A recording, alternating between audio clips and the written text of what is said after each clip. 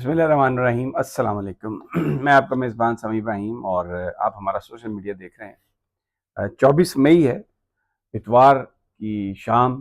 इस वक्त इस्लामाबाद में मैं आपसे मुखातिब हूँ और बलूचिस्तान से जो ख़बर आई है आज, बड़ी अफसोसनाक ख़बर। वहाँ पर एक ट्रेन पर हमला हुआ और बड़ी तादाद में शहादतें, बड़ी तादाद में ज़ख्मी की इत्तला है।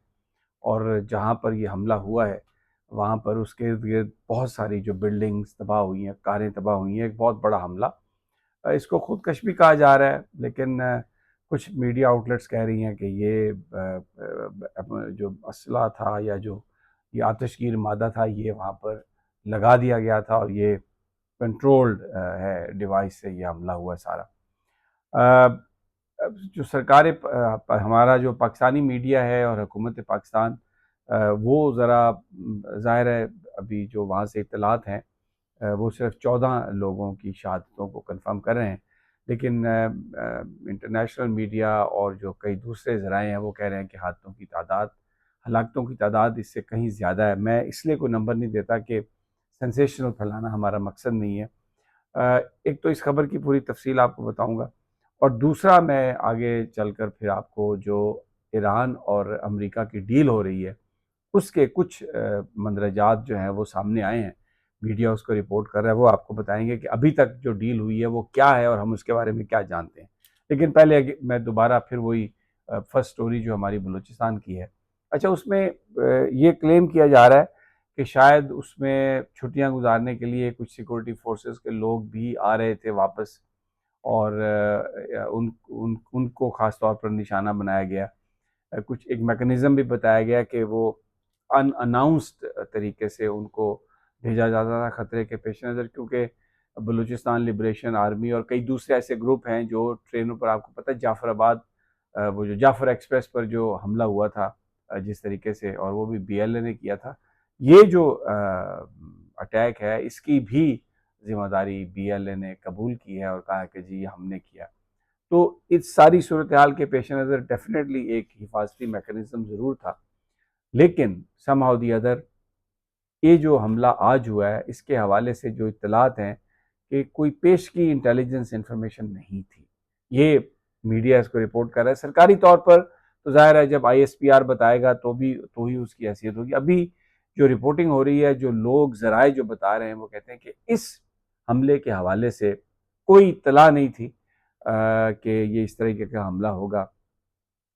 एंड फिर एक सवाल उठता है हमारे इदारों के, जो हमारी एजेंसीज़ हैं उनके उनके उनकी जो फंक्शनिंग है उस पर। इसमें कोई शक नहीं कि हमारी इंटेलिजेंस एजेंसीज़ ने बहुत सारे हमले नाकाम भी बनाए हैं और बड़ा उनका एक क्रेडिट भी है दहशतगर्दी के खिलाफ जंग में। लेकिन ये क्रिटिसिज्म कोई नाजायज़ नहीं है कि जिस तरीके से पाकिस्तान की सारी एजेंसीज पॉलिटिक्स के पीछे पड़ी हुई हैं और एक पीटीआई सेंट्रिक एक चीज़ चल रही है, और फिर उसमें जो इंटरनल जो रिफ्ट है उसकी वजह से जो मामलात हैं उसकी वजह से चीज़ें उस तरह से कंट्रोल में नहीं है। और ये जो हमला हुआ और इतने बड़े पैमाने पर इस तरीके से हमला हुआ, मैं उसकी फुटेजेस नहीं चला रहा, आप सोशल मीडिया पे देख रहे हैं। I don't want to create any sensation, लेकिन ये एक फेलियर है और हुकूमत को इसका जवाब देना पड़ेगा, जवाब देना चाहिए। अब देखिए ना, वज़ीर दाखिला मोहसिन नकवी, वो क्रिकेट को भी चला रहे हैं, वो ईरान मुज़ाकरात भी डील कर रहे हैं, उसके बाद वो अब क्वेटा में अकबर बुगटी के साथ मीटिंगें कर रहे हैं और वो कह रहे थे कि बलूचिस्तान एक एसएचओ की मार है। अब आप मुझे बताइए कि कहाँ, अब लोग ये सवाल करते हैं कि भाई आपने कहा एक एसएचओ की मार है, लाओ उस एसएचओ को। ये जो मासूम लोगों की जानों का ज़िया हो रहा है, ये तो फिर एक गलत बात है। तो बहरहाल इसके इसमें कोई शक नहीं कि इदारे काम भी कर रहे हैं, लेकिन ये जो आज का फेलियर है इस पर उन पर सवाल भी उठाए जा रहे हैं। अनकन्फर्म रिपोर्ट्स हैं कि सिक्योरिटी पर्सनल थे उसमें और ये एक मैकेनिज्म के तहत इस ट्रेन को, डब्बों को लगाया जाता था। लेकिन समहाउ दी अदर जो इस हमले को प्लान करने वाले हैं, अगर ये सारी इत्तलात सच हैं तो उन्होंने उस मैकेनिज्म को फाइंड आउट किया और उसको उन्होंने आज बीट करके, तो इतना एक वाक़या हुआ जो बड़ा अलमनाक है।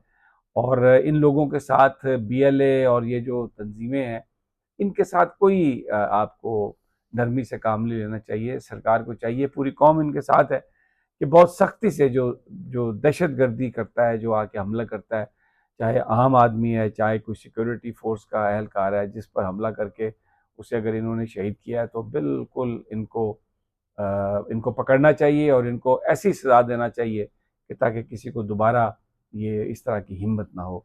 ये अब पूरा पाकिस्तान ये कह रहा है इस बात को, लेकिन उसके लिए आपको फिर वही बात है, अपना हाउस इन ऑर्डर करना होगा।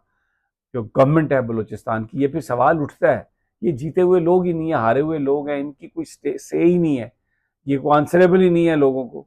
तो बहरहाल मैं इस मौके पर वो सारा इशू नहीं लाना चाहता, लेकिन ये सारे इशू आपको एड्रेस करने पड़ेंगे। आपने बैनुल अक़वामी तौर पर बड़ा पाकिस्तान का इमेज बना दिया है, नो डाउट अबाउट इट, और इसमें कोई शक नहीं कि पाकिस्तान एक आज माइक रूबियो जब जयशंकर के साथ प्रेस कॉन्फ्रेंस कर रहे थे दिल्ली में, तो सहाफ़ियों ने बार बार पाकिस्तान का दहशतगर्दों से, तंजीमों से ताल्लुक़ के हवाले से नाता जोड़ के सवाल किया, लेकिन रूबियो ने उसका जवाब नहीं दिया, उसने उस क्वेश्चन को ही इग्नोर किया। तो ये एक बड़ी कामयाबी है पाकिस्तान की कि दिल्ली में इस तरह का सवाल हो और अमेरिकन उस पर खामोश रहें और उसको इंडोर्स ना करें। It's a achievement for Pakistan, लेकिन उसको हकीकी मायनों में आगे ले जाने के लिए please put your house in order. और ये यहाँ पर जो घटिया सियासत की जा रही है और जो अवाम का मुंतखब लीडर है, जो जिसको अवाम जो पाकिस्तान की सबसे बड़ी सियासी पार्टी है, उसको जो आप पुश कर रहे हैं, पीछे धकेल रहे हैं, it is not going to bring good to you. तो इसलिए नजरसानी करें और जो लोग वाकई अवाम को जवाब दे हैं, अवाम के नुमाइंदा हैं, उनको हुकूमत में लाएं और एजेंसियों को सियासत से हटाकर इन चीज़ों पर ज़्यादा उन्हें उन्हें उन्हें टाइम लगाना चाहिए।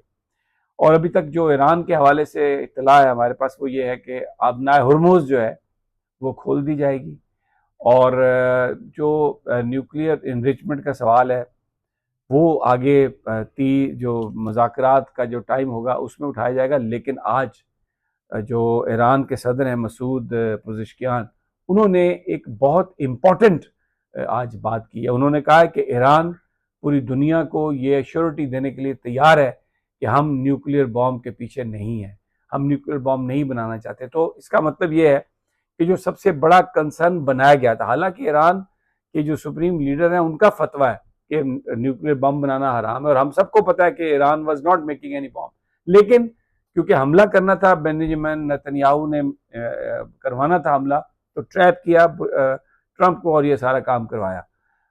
तो उसके हवाले से ईरानी सदर ने कहा कि हम दुनिया को ये श्योरिटी देने के लिए तैयार हैं कि कोई न्यूक्लियर बॉम्ब ईरान नहीं बना रहा। तो इसका मतलब ये है कि हम समझ सकते हैं कि मुआहदे के नज़दीक हैं। दूसरा जो फ्रोज़न एसेट्स हैं उसके बारे में ये है कि उनको अनलॉक किया जाएगा, उनको और फिर जो सारा जो ब्लॉकेड किया गया है, जो अमेरिका ने किया है उन ईरानी बंदरगाहों का, वो ब्लॉकेड ख़त्म करके ईरान को तेल बेचने की इजाज़त दी जाएगी। So that is a very big achievement because Iran needs money, जितनी उसके अंदर तबाही हुई है। तो ये अभी तक की सारी सूरत हाल है। इंशाल्लाह अगली वीडियो में जल्द मुलाकात होगी। इजाज़त दीजिए। अल्लाह ने